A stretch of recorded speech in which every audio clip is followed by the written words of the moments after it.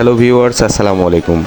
আমি এই মুহূর্তে বর্তমানে আছি গাবতলী বাস স্ট্যান্ড এবং এই বাস স্ট্যান্ড থেকে দক্ষিণ পশ্চিমাঞ্চলের জেলাগুলো যেমন মেহেরপুর, চুয়াডাঙ্গা, যশোর, কুষ্টিয়া, ঝিনাইদহ, মাগুরা, রাজবাড়ী, ফরিদপুর এই অঞ্চলগুলোতে পাটুরিয়া ঘাট হয়ে যে সরাসরি লঞ্চের মাধ্যমে যাওয়া যায় সেই পথটা আপনাদের আজকে আমরা দেখাবো।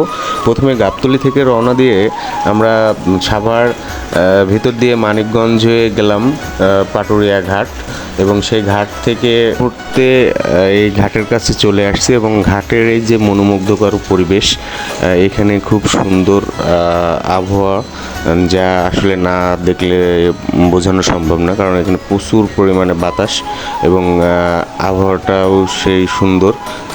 চারিদিকে শুধু পানি আর পানি, আর তার মাঝে মনে হচ্ছে মেঘগুলা ছেয়ে আছে। দেখতে আসলে এক অসাধারণ সৌন্দর্য, যেটা না দেখলে বোঝানো সম্ভব না।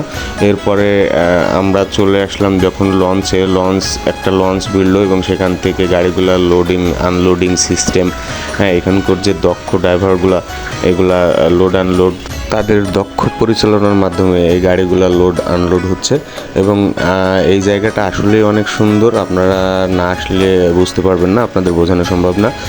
যাই হোক, পরবর্তীতে যারা এখানে আসবেন তারা দেখবেন।